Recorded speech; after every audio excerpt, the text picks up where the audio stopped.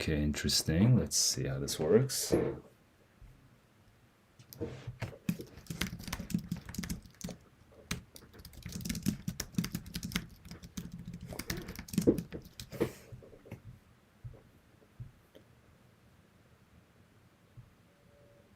Oh crap, you can stream it from here. Interesting. Let's see how this works.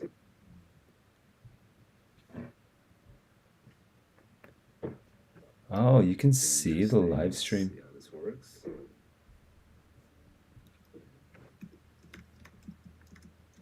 Uh-huh. So I expect no readers or no viewers today. Oh crap, you can stream it from here.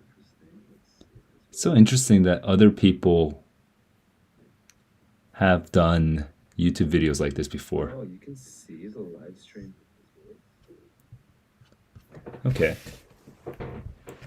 The audio quality doesn't sound great. So I expect no readers or no viewers today.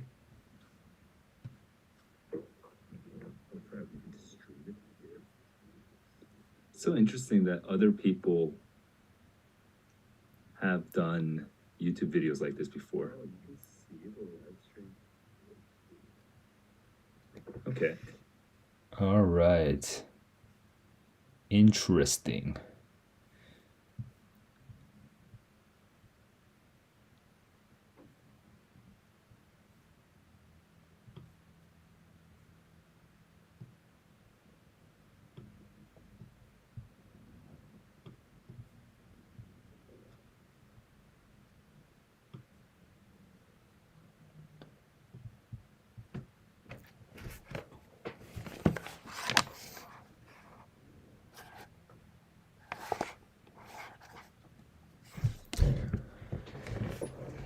All right.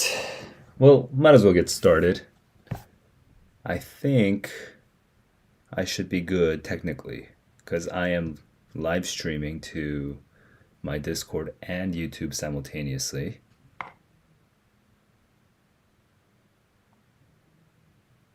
I am. So basically, all the technical challenges are go, which means I can basically just get started on reading what I want to read. So right now, St. Lucy's Home for Girls Raised by Wolves. Okay. As of this very moment, all I know is that Karen Russell wrote Swamplandia, and she's sort of magical realist in the same sense, in like the sort of tradition of Gabriel Garcia Marquez. And so we're gonna expect some strange things like girls being raised by wolves. Incidentally, I just read Of Wolves and Men, so I know a lot about wolves. Or I feel like I know a lot about wolves. Like, who knows how much I actually know about wolves? So, this idea of girls being raised by wolves is sort of curious, kind of interesting, kind of funny, but I don't really know what to think about it. Just because I did try to read Swamplandia, I think years ago, and I don't think I finished it. So I don't remember finishing that story. Now I'm gonna do a quick bit of googling. St. Lucy's Home.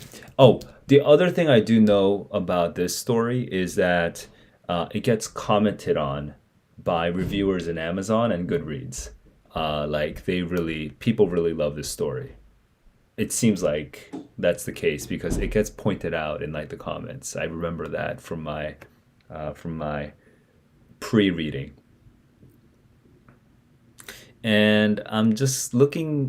What I literally did is I put St. Lucy's Home for Girls Raised by Wolves review into Google right now, and I'm just seeing, like this Google review that somebody read it for school. Uh, so apparently they assigned it for school. Uh, there's the Guardian, maybe original, right? In from 2008, there's the Guardian review. Guardian seems doable. I'll do that. I'll read that. There's one from Columbia, the university, Columbia Magazine. The review is by probably a Columbia student. Yeah, like a Columbia master's student or something like that. So I'm gonna go with the Guardian one because I'm gonna assume that's like the easier one to read. The very first paragraph is not easy to read. Lots of long words, but gonna go through this. It's a very short. It's a one paragraph review and lots of words. I don't feel like th- I'm overwhelmed by the Guardian's review of this, but basically, the existential angst of her characters is popping out at me. So multiple characters, a sense of the absurd is popping out at me, and lightness of touch. Uh, so I kind of remember the sort of lightness, and I don't remember loving lightness when I was reading Swamplandia. Um, but there's no information in this review whatsoever. It's just a ridiculously written vocab exercise. So I'm gonna switch over to the Columbia Magazine review, and I'm looking at it right now. So there's a 12-year-old Ava who takes watch of her family's gator theme park. Why is there a gator theme park, which is literally the setting of Swamplandia, in the home for girls raised by wolves?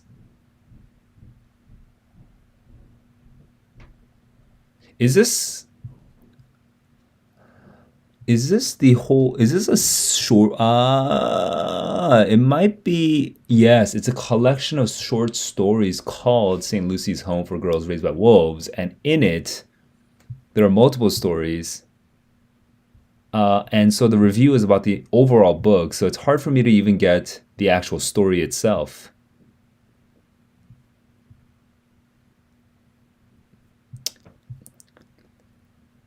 All right, then you know what?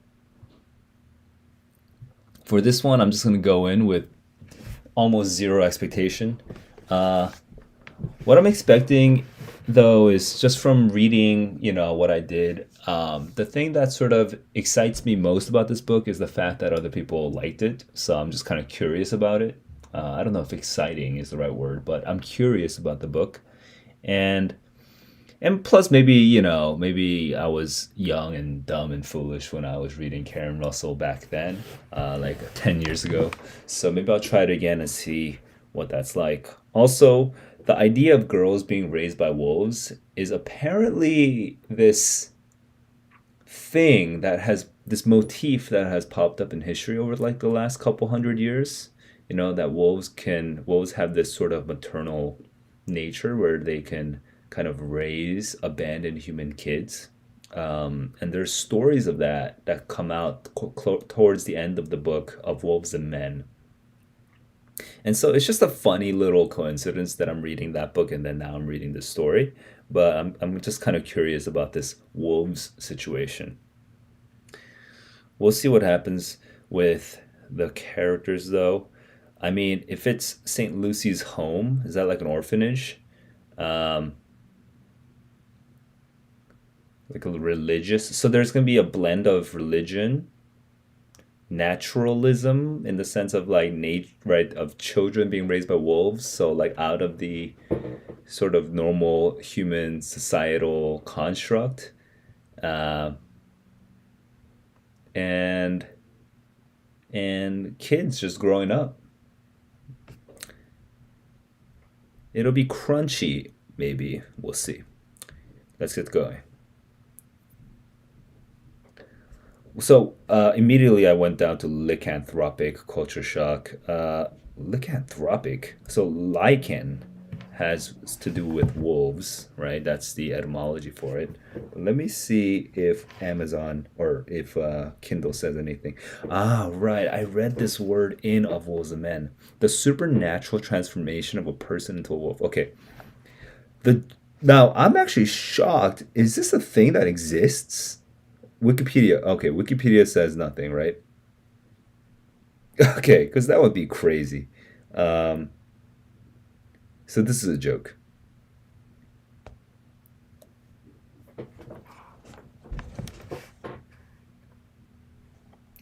For Oh, so it's funny. The word students pops out at me. Two impressions immediately. Apparently, they're doing this deliberately, so it's even weirder. It's not like this religious outfit discovered these girls and are trying to rehabilitate them. They're actually teaching the girls in some way.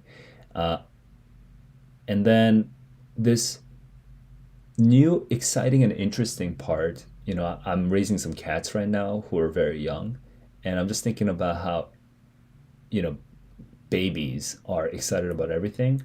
And that's giving that sense of lightness already that I wasn't really expecting all right off the bat.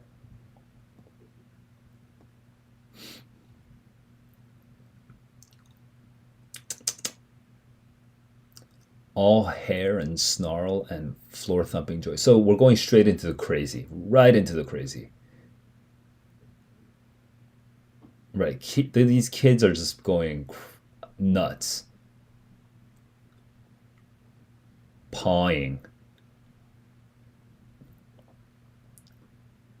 smashing light bulbs with our bare fists. That's a good little image. Less foreign in the dark. They're used to the dark, by the way, which, is true of the wolves.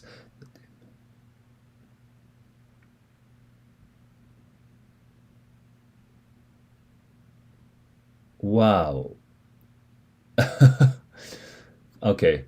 By the way, remedied this by spraying exuberant yellow streams. So we're fixing the problem of this bedroom smelling like nothing. So these kids are like wolves. They want it to be smelly, and they're jumping around like pups. Pinched with, well, nuns, so I was expecting, right? Ay caramba. Okay, so we're getting Latin, Spanish speaking nuns. Copacabana. Where is this? Oh, near Rio. Didn't know that. But they're speaking Spanish as far as I can tell.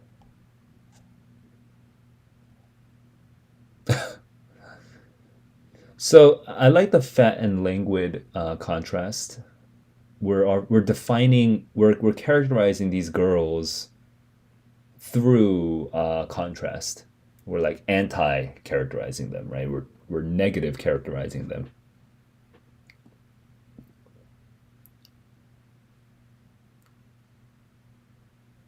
Hirsute, hairy. Wait, their pelts?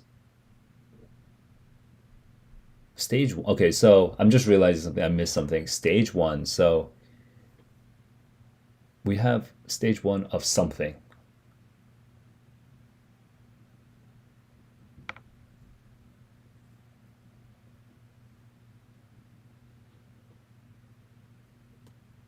Wait, I don't really know what pelts being silky, sun bleached to near invisibility means.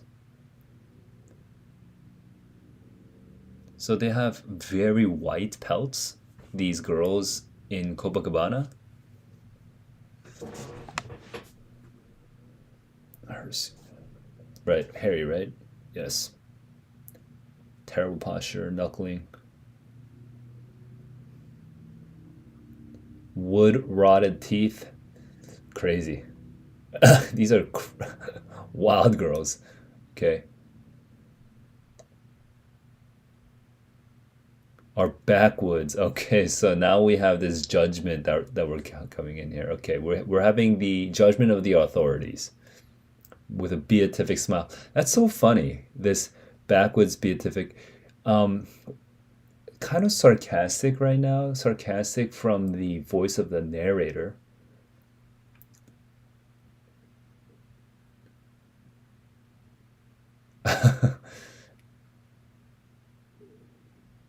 She smelled easy to kill. Okay.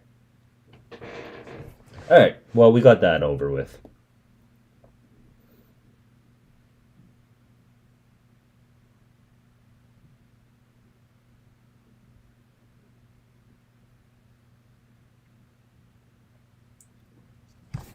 Bartholomew is a blue wolfhound. Now, I don't know, does wolfhound specifically mean it's a dog? Oh, it's a dog meant for hunting wolves. Interesting. That might be an interesting character. Also, blue is a crazy color, right? Like, is that a normal color for a dog?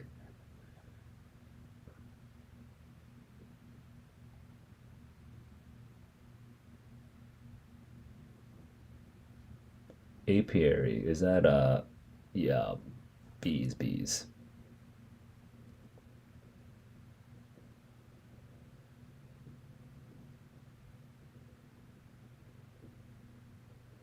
Hang on. Dude, I could use some stale cupcakes right now.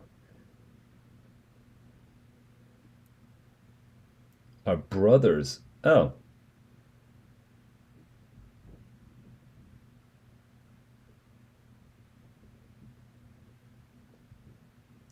in a plaid, in a plaid agitation. It's interesting. It's an interesting word. I don't. Can jumpers be? What's an agitation in fashion? But okay. Is there a specific word for that? I'm trying to.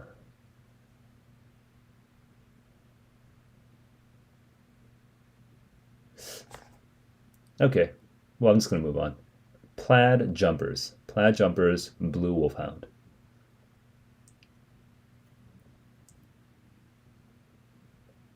Wolfsman. Woodsman's. Woodsman. Oh, okay. Werewolves. Yay. Caves at the edge. Threatened by frost and pitchforks, night by nature and by man. Ostracized by the local farmers for eating their silled fruit pies and terrorizing their heifers. What is it? What is it? What is silling? Okay, I'm gonna skip.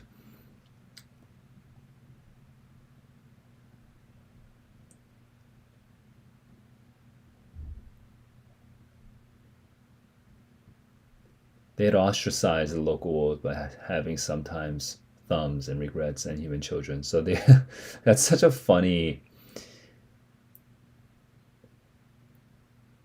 huh, that's such a funny this comparison of what the difference is between wolves and human beings. We have regrets as well as thumbs.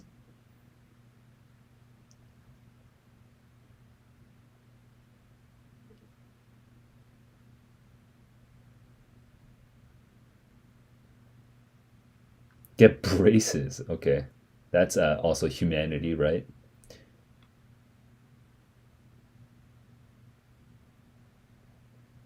Right. So this is like an orphanage, basically, right? Poor parents giving over their children over to the nuns. Sad. Neither the day. So, what am I expecting for the rest of this story?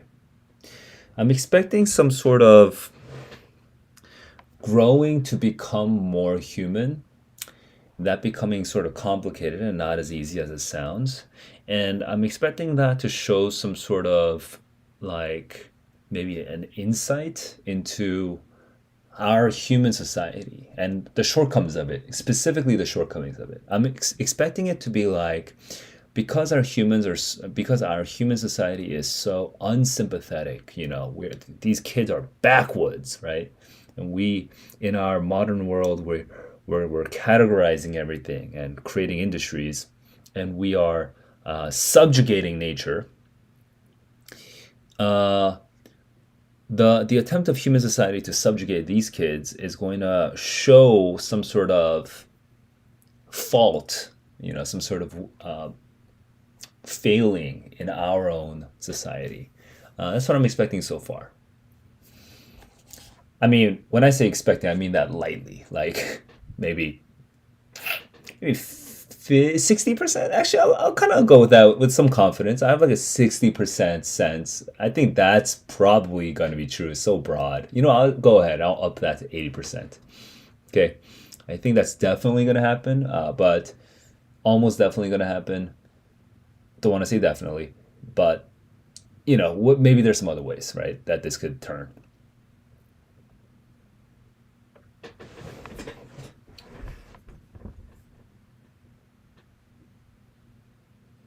The Blue Woods. Delectable birds. So this is, such I appreciate when a writer uses, hard words, but in a way that has an impact every time. And it's not always hard words. The Blue Woods humming, it's just it has impact. Right now, I'm reading this other book, The Verge, where it's basically written by an overeducated high school student.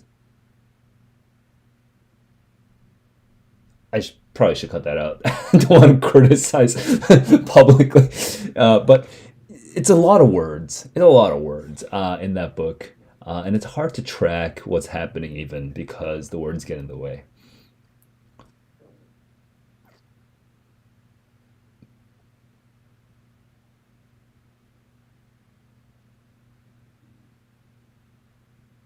Saint Lucy, colder than the nose of a wolf, or of a werewolf. Her pupilless eyes rolled heavenward. So I love this creepy description, right? We're describing the statue because this is one of those symbols of human society that's coming out so far.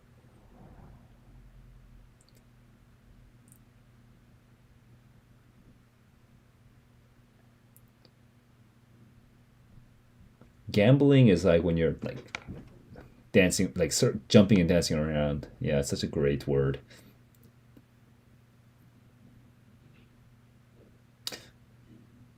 Not sure about great word, but it's a good word. There were holes everywhere. Wait, what's happening to the brothers?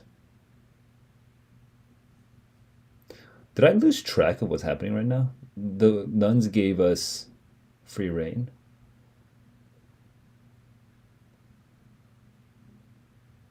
That first afternoon, where I actually lost track of the setting. That morning. So at that morning, they helped him to herd the boys up on the ramp of a small ferry, ran on the terrain, pressed on the deck. Oh,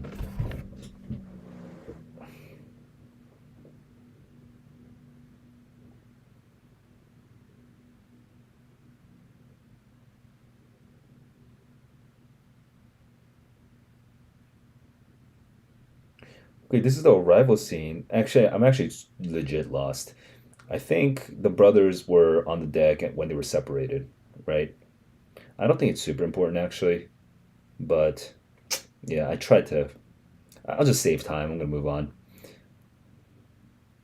The girls are separated from the boys.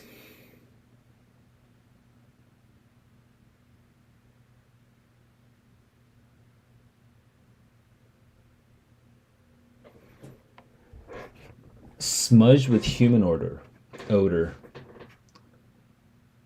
faint woman smell.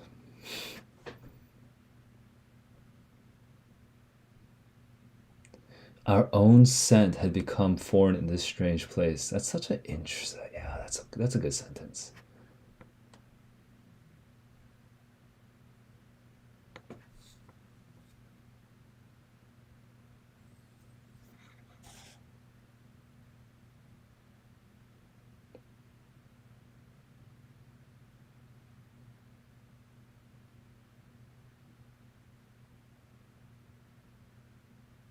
Fatty and infirm milk. Yeah.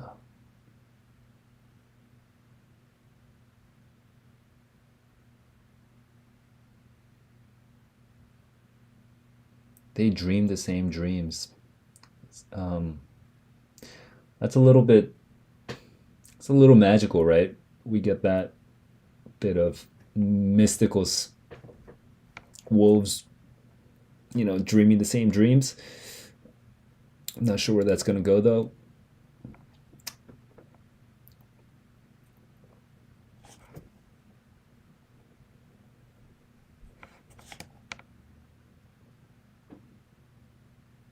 She took clumps of her scraggly nut brown hair and held it straight out from her head.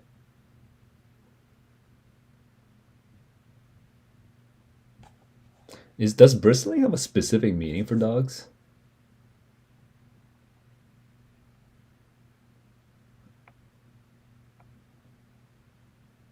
Oh, right. Bristling is a literal thing that animals do where the hands or the hair stands upright. And I only, because we use the metaphorical term so often, I forgot the literal meaning.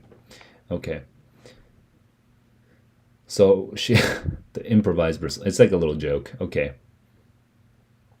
She does a literal bristle with the hair.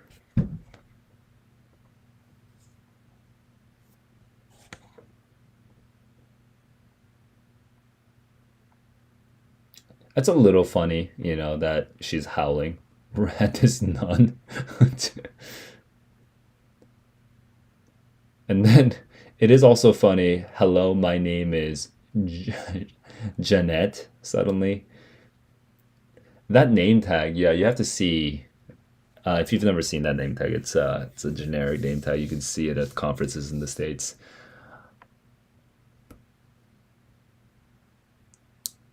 It's so funny to put that howl and that name tag next to each other in the paragraph.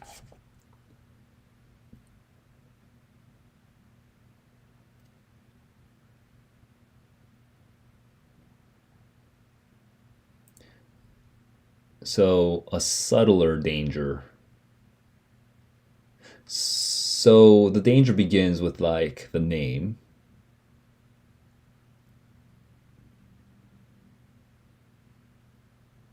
She used her hands to flatten her ears. So these kids aren't wolves, so they can't actually physically bristle and they can't actually flatten their ears, but they're doing it with their hands, which is an interesting scene. It creates an interesting scene. It makes us learn more about wolves. Just to imagine these kids doing these very specific wolf things that most kids would never do. So it's a strange and interest. It's a strange image. Tag her, tag her. Kind of violent. Pin her down and tag her. Hello, my name is Mirabella. And there's that contrast there between that sort of painful little contrast of violence of tagging her and then Mirabella. Hello, my name is Mirabella. Stage one. Oh, so that was stage one. Okay. Stage two. So now we have these.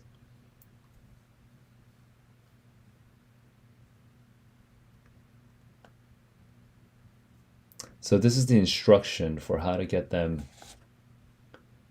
how to tranquilize them and make them normal. Oh, I see. So your students, and the word students is also helping me with my prediction. I guess, this can be even a weirdly apt criticism of education. Uh, since the word students is coming out, this is how we educate our children.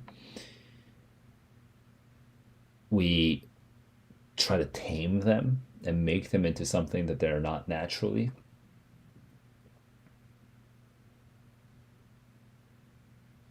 They must work. It may be stressful. Dislocation. They might miss certain foods. They might they might daydream. Okay. Rivers and meat.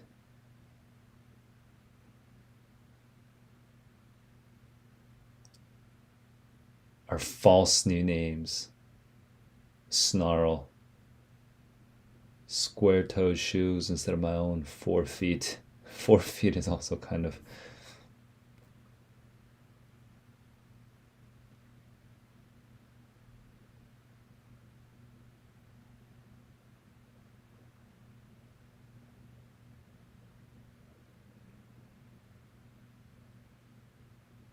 We were all uncomfortable and between languages.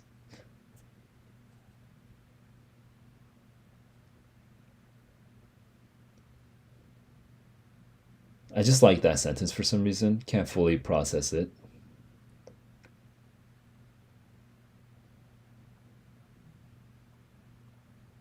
The mother.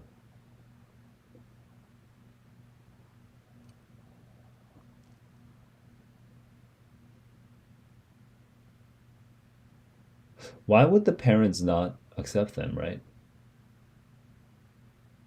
Mm,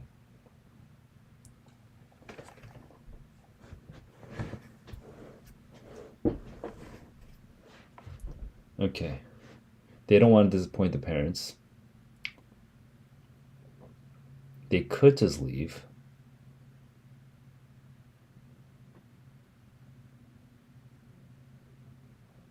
because they don't want to break mother's heart.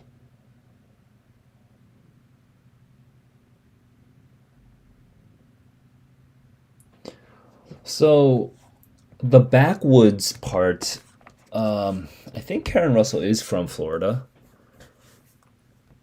and maybe not even a like a metropolitan area or like a urban part of Florida. So I think what happens with this, the shape of the story that I'm getting is we're modernizing backwoods people, right? So this could be like an allegory of how we modernize the uneducated people, which could be applied to like Floridians or to non-Americans, non-Western people. Um, but I suspect that this story is not just going to be obviously a one-to-one correlation with like one particular issue in the world. It's going to just touch on the possibilities of these ideas. It's not going to go straight allegory, but I'm seeing that connection to how that might connect to the way we modernize people.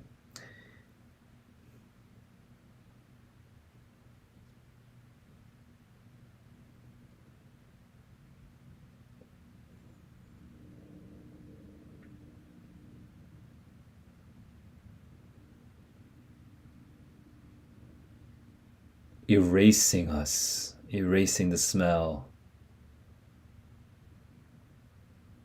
made us feel invisible.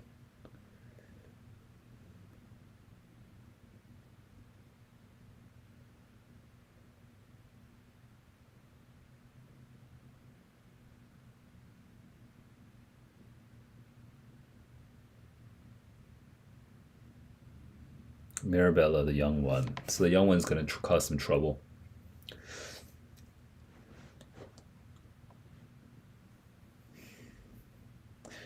Okay, so right now we've just had the plural we, and we've seen them as a unified character so far, and now we're starting to split them out. Now Mirabella is going to be a particular specific player.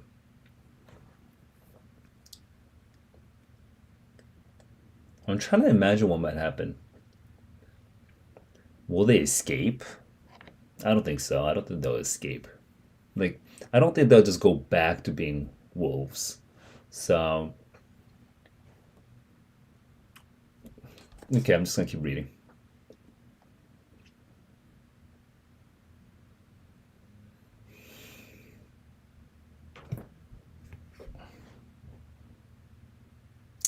Vault. Start pumping our backsides.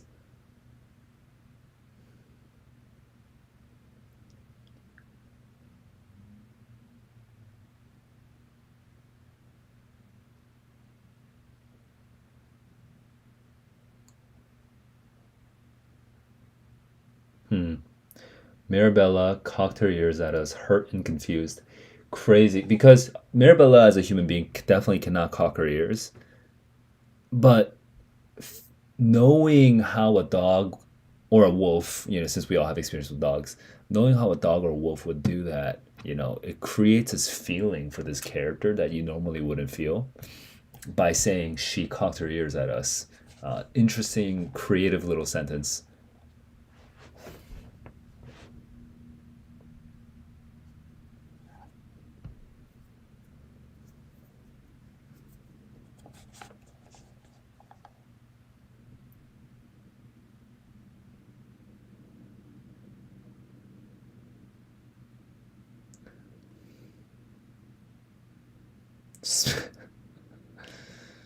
Okay.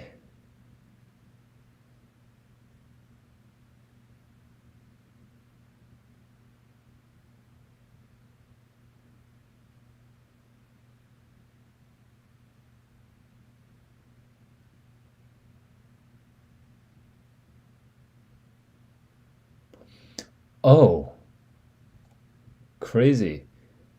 The nuns had taught us to see looked unnatural and ridiculous. We could barely believe it now. The shame of it that we used to locomote like that. So the older girls are becoming modern, right? Are growing up. So it's a successful project. It's now Mirabella is definitely going to be the main character. Caramba, she sit down with Mirabella and pry her fingers apart.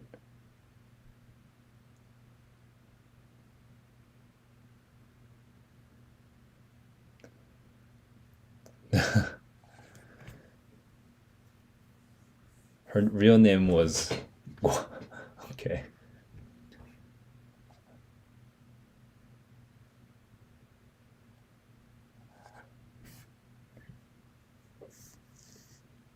This little cute joke of the goody two shoes like faux etymology. I don't know, man. It's too cute to me.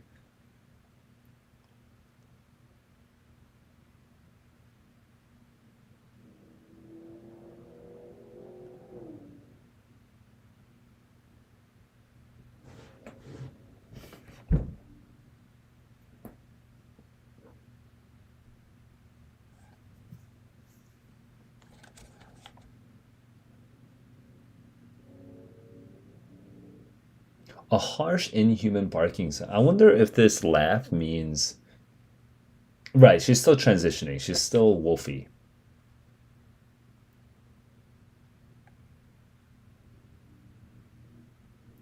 So, classic first child doing everything right.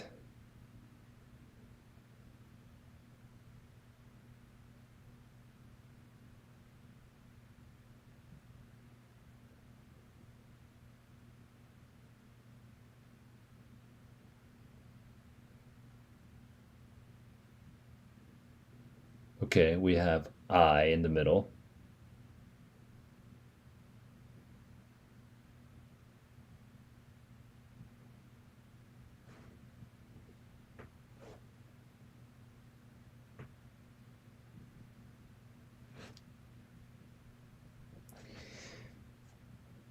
Interesting. This seems like an interesting direct commentary on the difference between the natural world and our sort of modern world.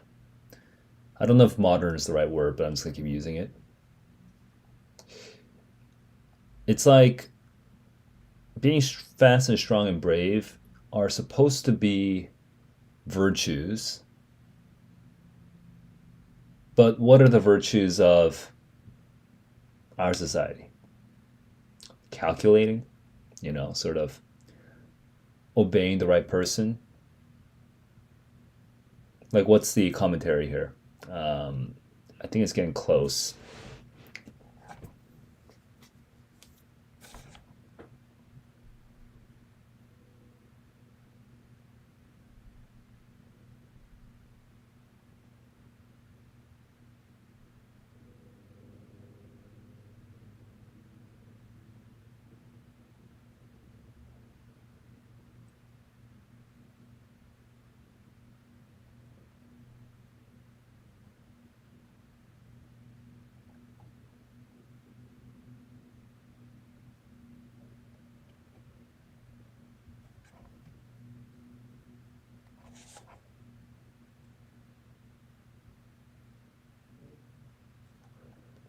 Her human catechism. Interesting. Like, right. This is the catechism, but what's the general definitions? I guess I've never seen the actual Christian catechism, but I guess it's like her, guide to being a human. Her set of instructions for being a human.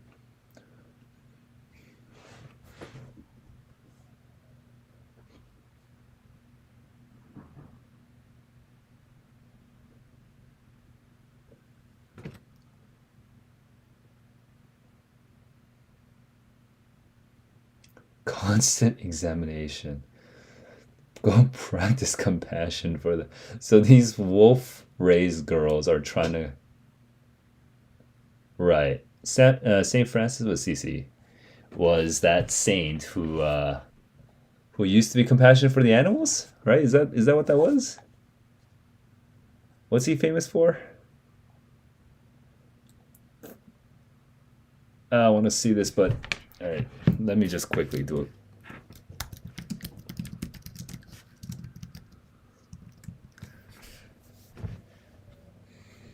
What do we know about this guy? Patronage of animals and natural environment.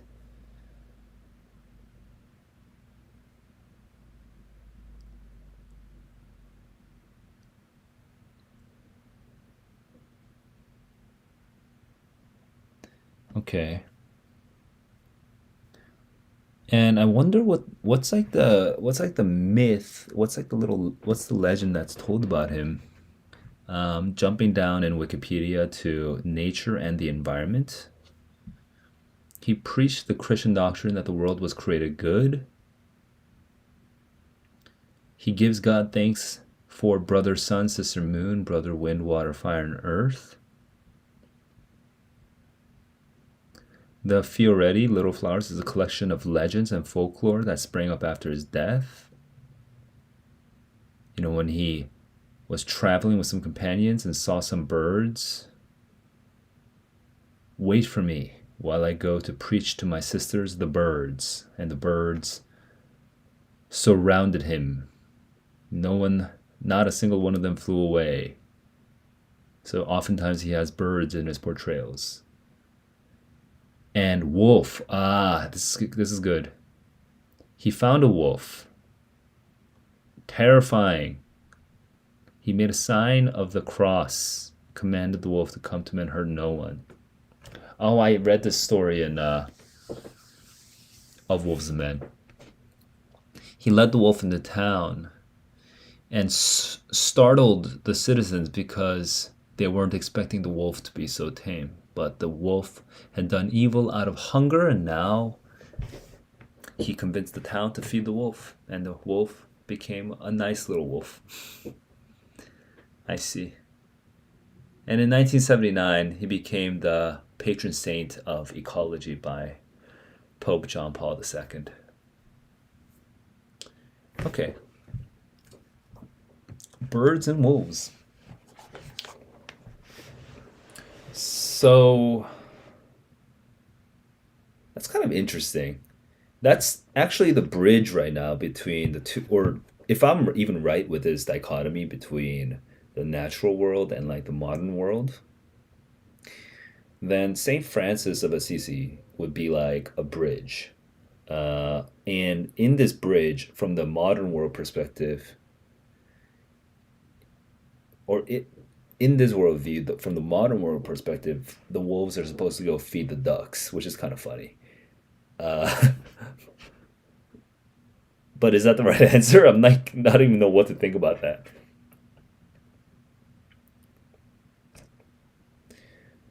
Oh, now we finally have the first time we get the name Claudette.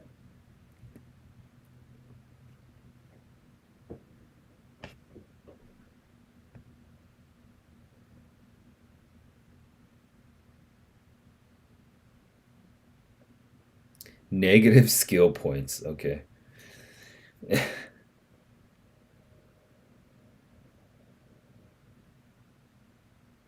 Nipping at my heels.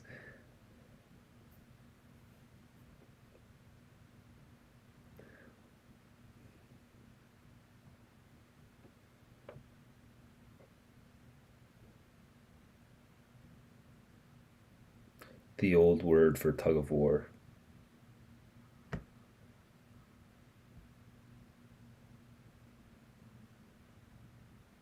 I threw dirt. I threw stones.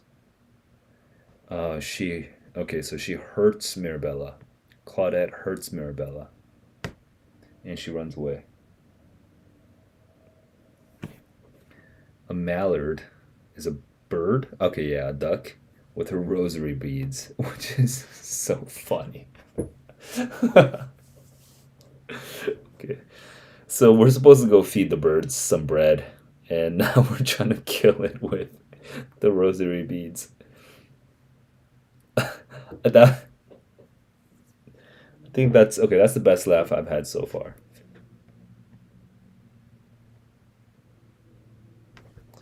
Hunched in the cattails? What's? Oh, okay. That's a word for a reed-like plant.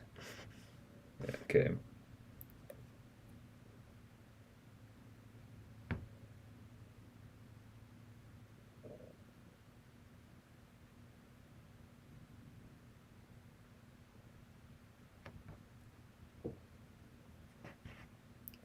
Okay. So we're getting a creepy scene of them showing what happens to the bad girls. We'll see.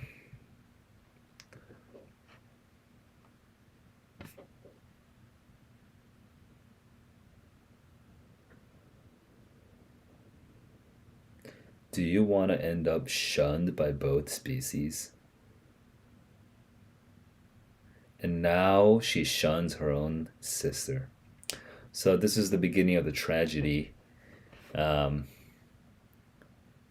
they're denying. They're between two languages, right? Is that one phrase that they used? Between two languages, and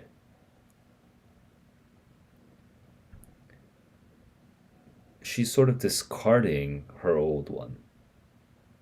But in that process, she's discarding her sister.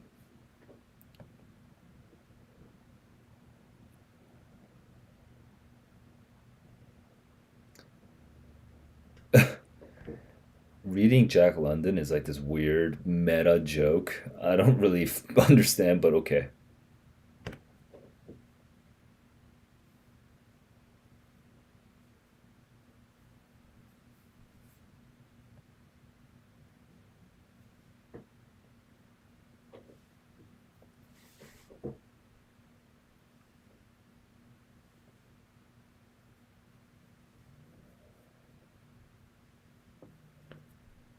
Then I congratulated myself. This was a stage three thought.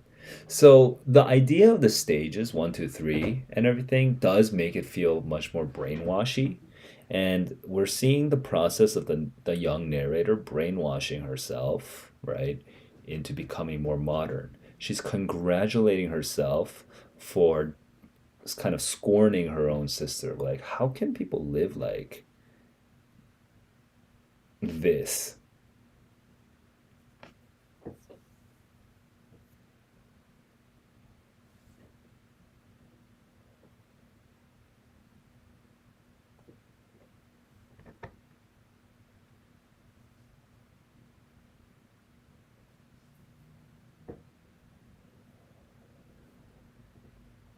It's so interesting to have this new and different like host culture.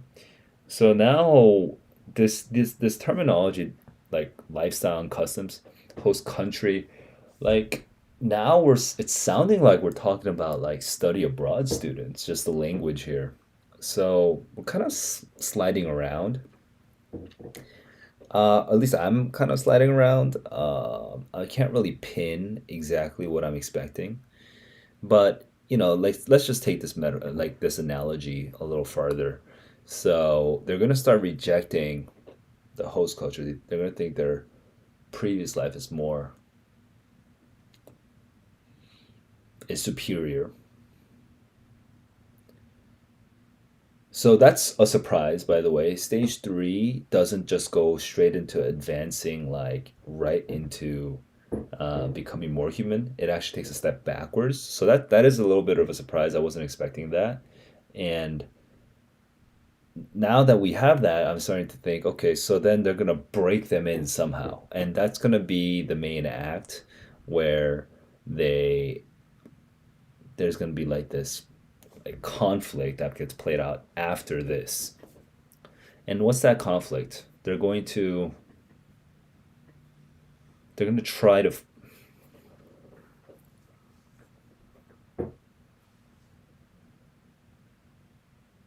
I don't know, is this going to be a tragedy where they just subjugate the wolves? You know, is Mirabella just going to like be sent off to death or something like that? Like, I don't know. I'm having a hard time, honestly.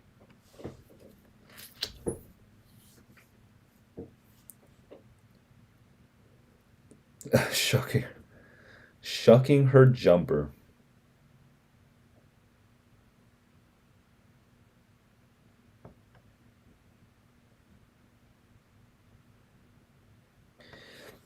So lick your own wounds, and you have to pull your weight around here. We're having these sort of American idioms that come around. I wonder how much of that is intentional.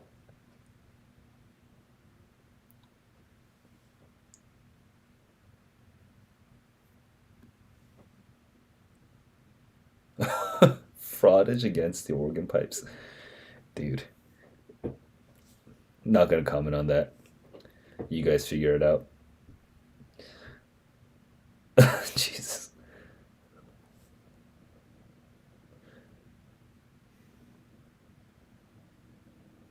Something must be done, that ominously passive construction. Something so awful that nobody wanted to assume responsibility for it. That's a grammar joke. And it's not a joke, it's a grammar point. I like how do okay, it's I don't know what the word for that is, but by using grammar we're establishing the tone.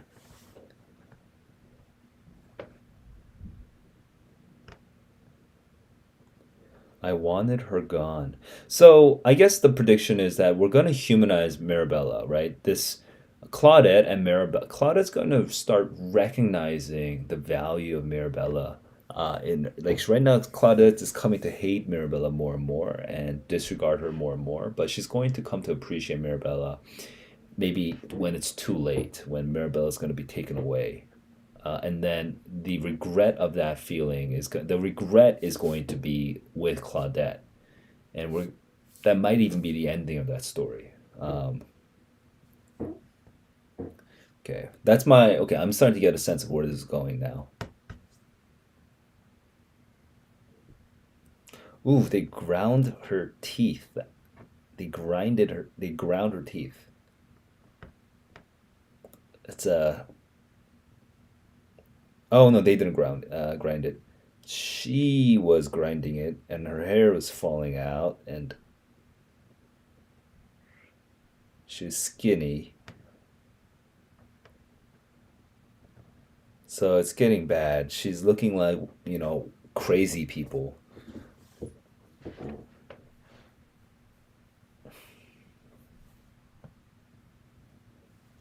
Purebred girls.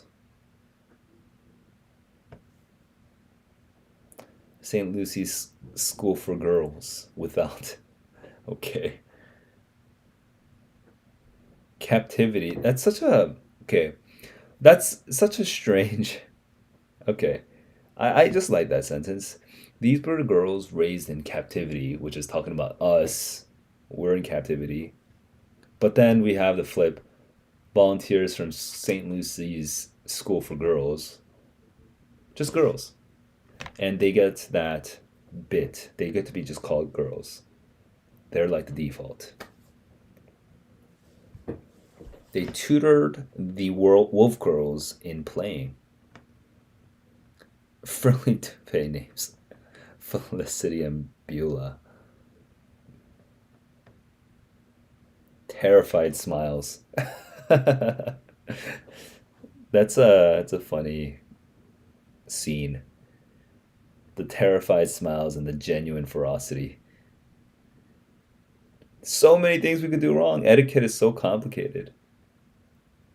Dancing or no dancing, depending on which humans, checkers or no checkers, pumping or no pumping. These girls sure is dumb.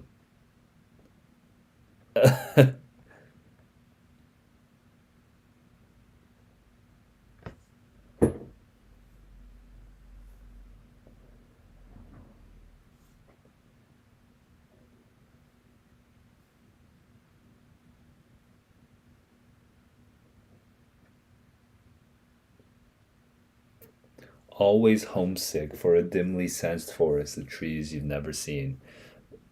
Interesting comment on, like, in modern life we're sort of divorced, we're disassociated from nature, right? So this is a direct sentence about that. Like, who knows, you're missing a forest right now and you just don't know it. Right?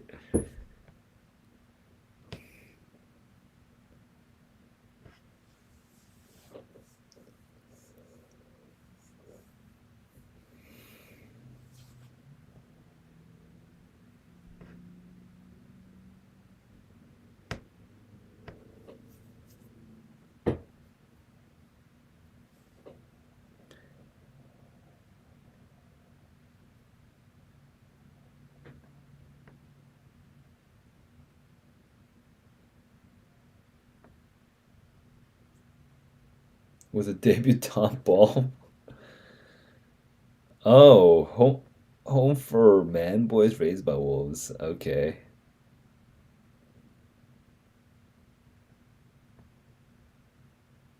Toowoomba. I wonder, are we locating ourselves in a specific place?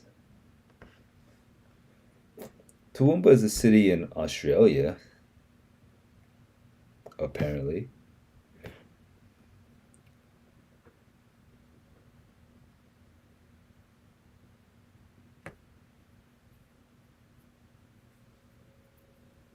Hmm.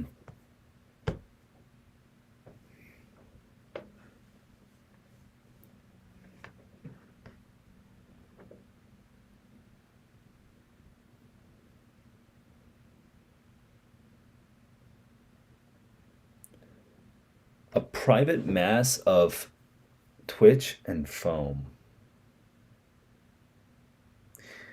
Mouth shut. Shoes on feet. Mouth shut. Shoes on feet. Mouth shut. Mouth shut. So she's foaming in the mouth, but she's closing the mouth, keeping the shoes on. She's doing this dance. So this is the most explicit, like, disturbing scene of her forcing herself to be human.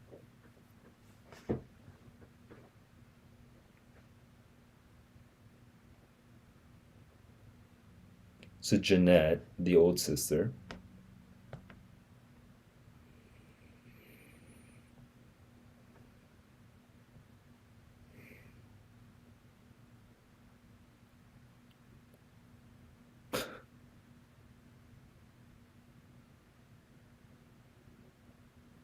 the lake water was reinventing the forest and the white moon above it, and wolves lapped up the cold reflection of the sky. So Jeanette is reading at a very high level. She's like moved by the poetry of this sentence, but it's about wolves, so it's kind of complicated, honestly. And she golfs now. Okay. Okay, so right now let's do a quick pause. How low energy, high energy do I feel right now? To be honest, I'm kind of just floating. I think I'm just keeping myself afloat, I mean. And I don't know. I can't get totally into this story right now. Like, it's amusing, it's funny, it's cute. It's strange, and I see there's like little bits of commentary that keep me going, but I'm just a little. I'm tired. I'm tired. Like it might just be because I'm, sleepy tired, but I think last time I was also really tired. Uh, it's like I this sort of these sort of smatterings of like little descriptions of human society from the perspective of like wolf girls. It's interesting, but it's not compelling to me right now. So what can I imagine will happen by the end that might keep me interested? Let's say this story. Yeah, I just want to see what happens with Claudette and Mirabella. Now with Jeanette, maybe something else will happen with Jeanette where Jeanette kind of goes crazy. That would also be kind of interesting. It'd be a little random though. I don't think we have enough setup for that. But I just want to see what happens to Mirabella.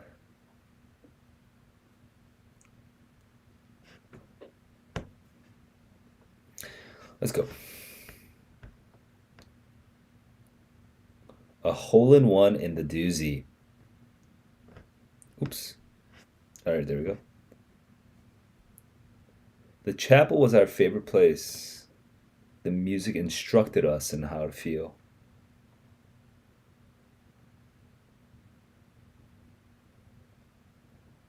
Pattern the old hunger into arias. That's great. That's a interesting description also of just religious music. The old hunger of our sinful selves to pattern them into arias. Okay. What does Oculus mean? I know the product by Facebook. Huh. A circular window in architecture. Okay.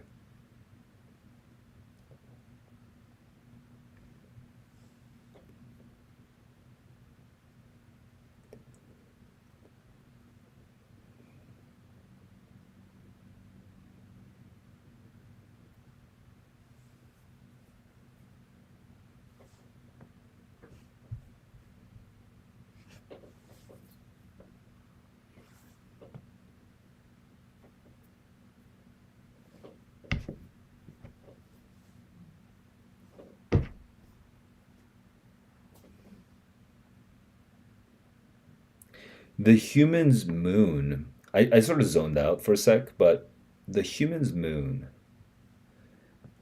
the place for howling beyond purpose. So the moon is the chapel. It's an interesting commentary on religion. But the sound itself.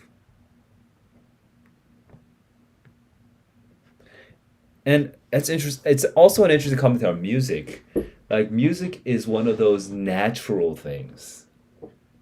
Just creating sound is one of those natural things. It's like instinctive. It's within us, and it creates feelings that are real that people's instructions do not create.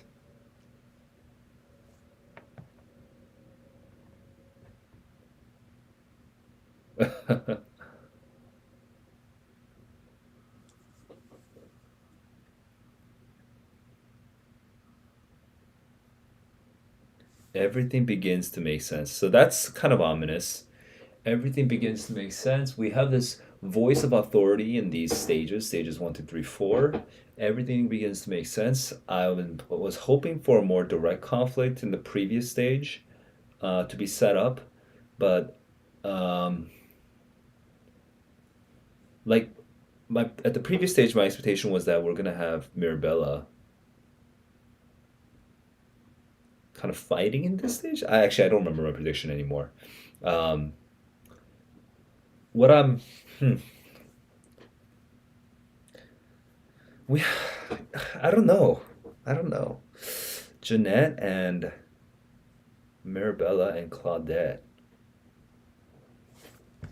Let's keep going.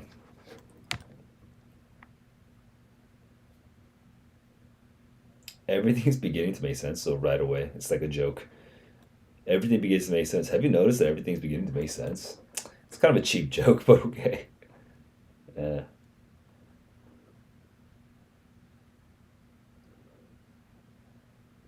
What about you, Mirabella?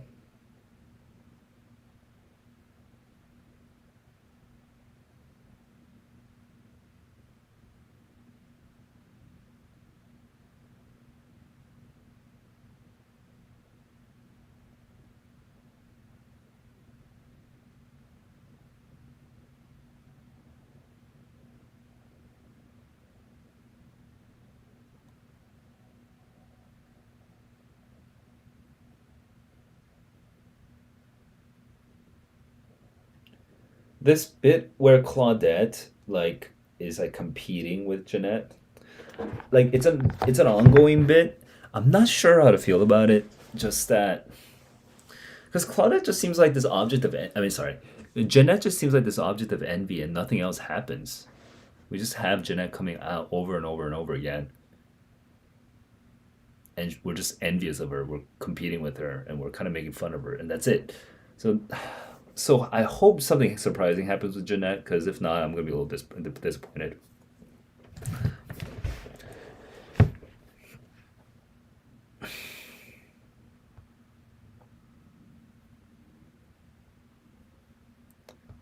We're ignoring Mirabelle and Jeanette.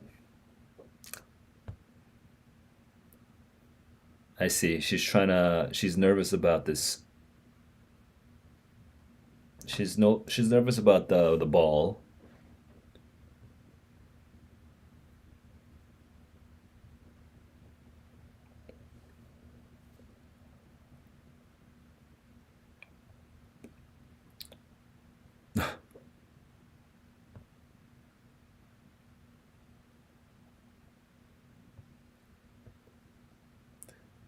Pomade, is that the pronunciation? Pomade or pomade.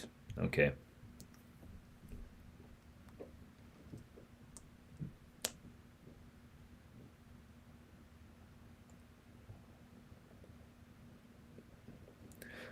Dungarees, which are jeans. Okay, overalls, because they're suspendered.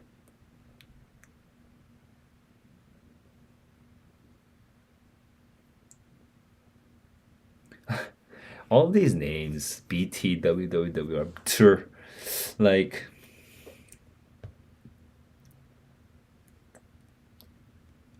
kind of cutesy.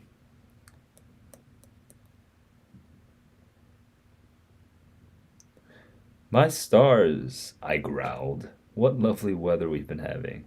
Yes, Kyle growled back. It is beginning to look a lot like Christmas. That is a little strange.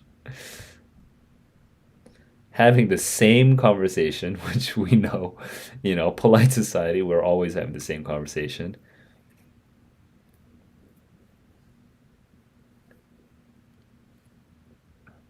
So a sister died. Right, we learned party dialogue. We don't know how to talk about death. And that's a little, I mean, that's interesting. The fact that, right, the it is something we have to learn. We have to learn how to process emotions in a socially acceptable way. And all of our lives as we go through school and whatnot, we're sort of just learning how to be human in our society. And so if you get ripped out of your society and go to some other society, then you have to really learn all of that.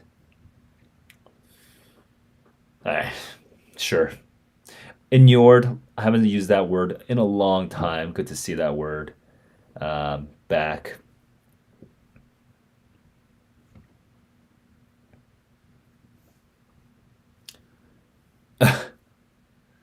Yeah, the Buffon hairstyles would make you look less inclined to eat people. It's also a funny comment on squirrels. They do look less like rodents because of their poofy tails.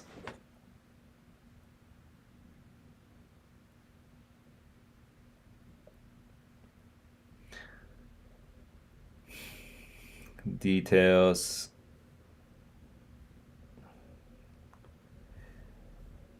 Culottes. Culottes. Okay, culottes.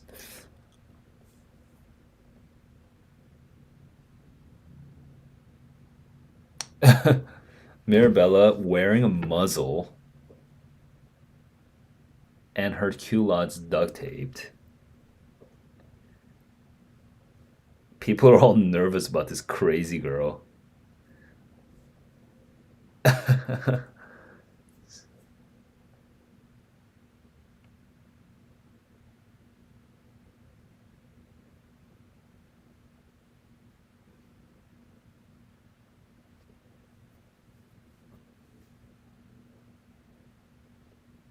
Now I smelled like a purebred girl. Easy to kill. Flatten my ears.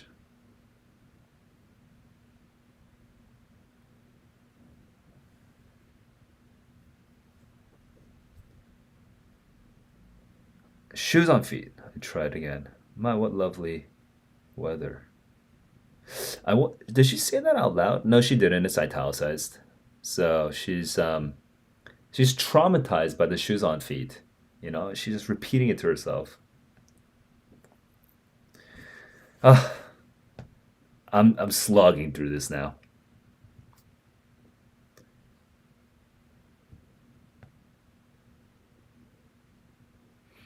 Okay, just for my own sanity, I have to read faster, just to get through this.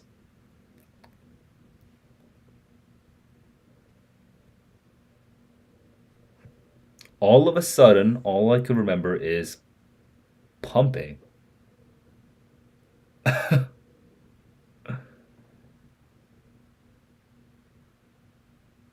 And oh, the thing happens. Maybe I could have seen foreseen this. Okay, yeah, I should have seen something happening with Claudia, or not Claudette, because yeah, she keeps going through like the shoes on feet, shoes on feet. So of course the narrator's the one that's gonna go nuts. Okay, she's the one in the middle. I didn't even think about. Maybe it's just because I'm a firstborn. I'm the first son, so I just don't think about the middle child at all. Okay, but right, right. Of course she's gonna go she's gonna crack. She was cracking the whole time, right? Mirabella and Jeanette are the conflict in my head was all wrong. I was thinking about the relationships, but actually it was just Mirabella who is being herself, and Jeanette who is being herself, and then Claudette who is not. Uh, but that just kind of if we go with that reading, right? If I was focused on that, then I would have like all the cultural stuff would not have even like really been on my radar. So I don't know. I feel complicated about this.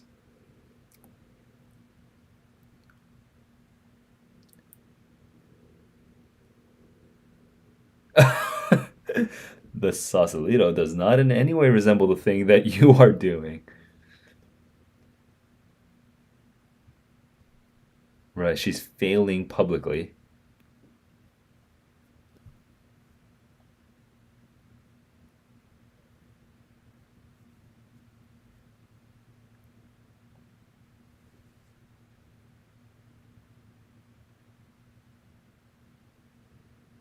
Not for you, she mouthed back, clawing its way up my throat.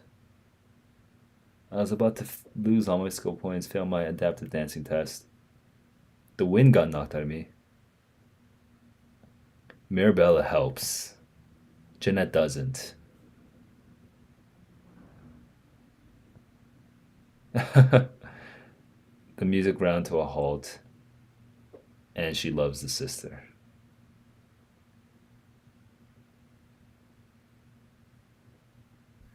And let her. I wanted to kill a dozen spotted fawns and let her eat first.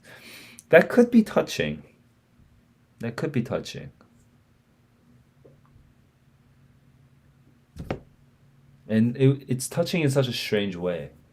Technically, it should be touching, but I'm not touched. Is it because I wasn't ready for? Because she's hating the sister and now she's loving the sister. But going back to a book, a story that we read that I read um, like a couple weeks ago. The red convertible I thought was just so much more that sister dynamic, that brother dynamic, is so much better established in the red convertible. This it's more yeah, I'm not as moved. Oh, and she rejects the help. I didn't want your help, hoping the nuns would hear my enunciation. You have ruined it, my sisters panted. Mirabella has ruined it. Wild-eyed and itching, punch froth, dribbling, waiting for the moment. Sneaking out the back, the boys had fled. Still snarling, the nuns exchanged glances. Still trying to figure out how to defend Claudette. She's gone.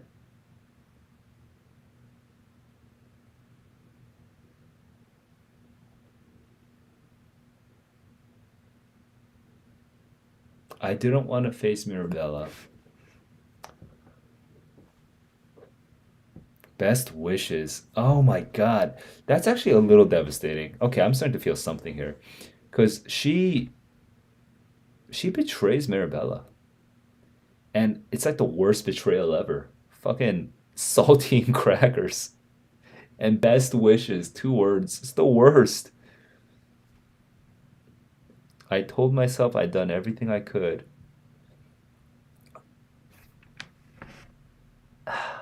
I guess that is the cruelty of polite society. We just sort of quit on the people who can't keep up.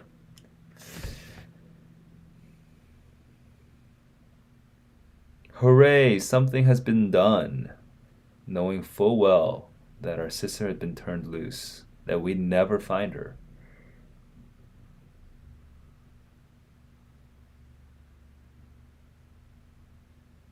Well, she howled,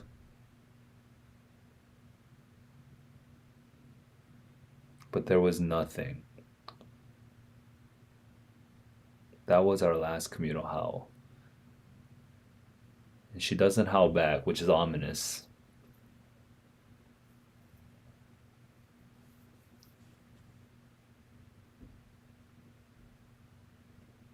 Prosciutto, dill pickles,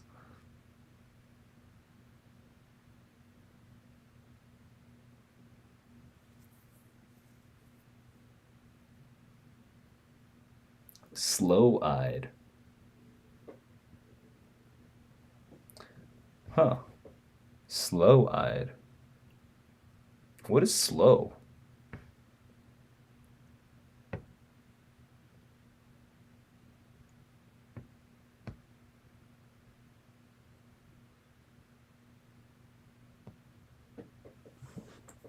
It's a good word. You should use that. Slow eyed. My slow eyed girl. Sounds kind of like a derogatory, but all right. Slow eyed. Lolling cousins, the parents.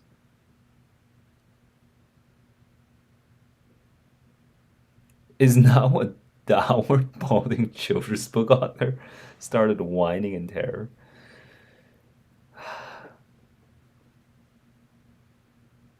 Wait, how old are they now? They're adults now? They must be, yeah.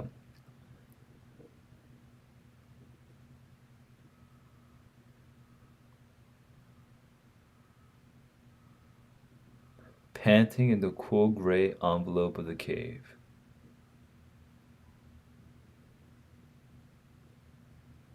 They stared at me expectantly, panting the. So, I said, telling my first human lie. I'm home. That's a good last line. I got like minor chills. That's a good last line.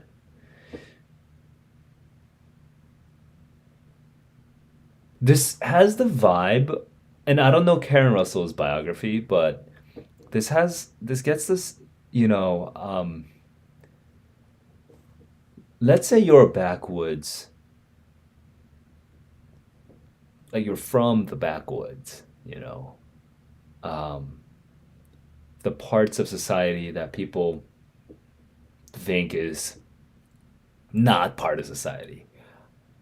And you go to like a good you study, you study, you do well in school, and you go to a good university. You go to Harvard. Then you come back home. And what's that feeling, right? And you have that arrogance that you're better. And you feel disconnected from the people that are there. And you say it's home, but it doesn't really feel like home. And you don't want it to be home. You're even embarrassed that it's home. And that's that violence that high society sort of inflicts on us. We reject a part of ourselves, and we reject the Mirabella in our lives. And as someone who grew up in Las Vegas and went to like a good university, it did require a lot of me ignoring the people around me to get there, to be distant from the people around me, the people I grow up with, to get there, the sort of promised land of, you know, high society or whatever the hell you might call it. So that hits that kind of cuts somewhere deep. Um,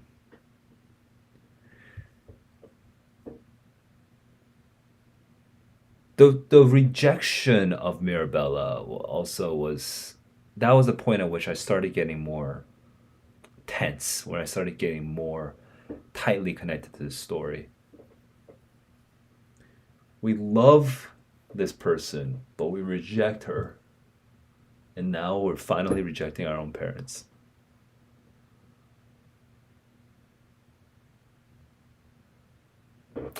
Yeah, well,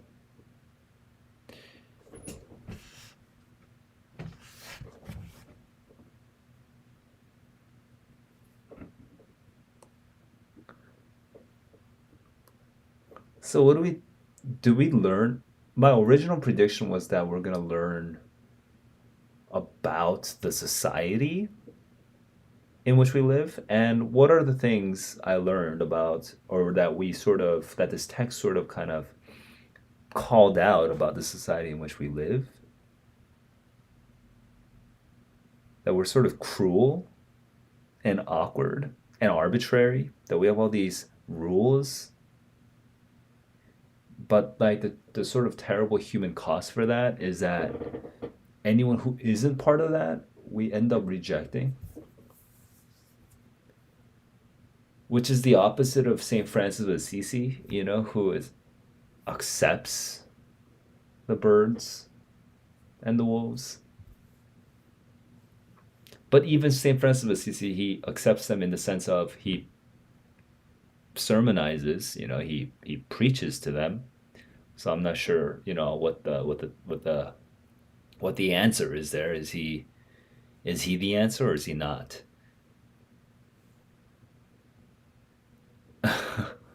And even if you're successfully rehabilitated, you become a dour, balding children's book author. Just yeah,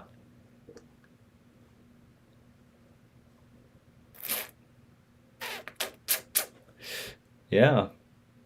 It was fun. It was fun. I don't know. I don't know how I would change the story that in an attempt to make it even more um, engaging.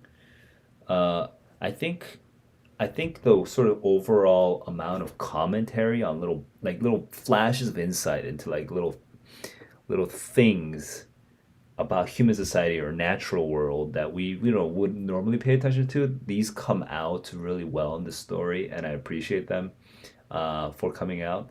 I just think maybe a little less emphasis on that and more emphasis on the human connection between, like the internal conflict quietly like intensifying, but not merely through like the self-talk of like shoes on feet, not merely through that, because that comes up multiple times, just kind of building up, right? If there were other ways in which she kind of cracked before she fully cracked, I think that would have been good. And then the conflict or like the relationships between her and her sister, they don't fully feel fully developed. So I kind of wish, if we could just turn the dial down a little bit on like just the little observations on these societies and put the dial up on the relationships between these characters, I might have been more more invested. Yeah, that's just my thought real quick. But I think it's a memorable story. And it's cute and it's funny and it's painful at the end. That's a good last line. It's a devastating last line. All right, that was St. Lucy's Home, Four Girls Raised by Wolves. Karen Russell. Good story.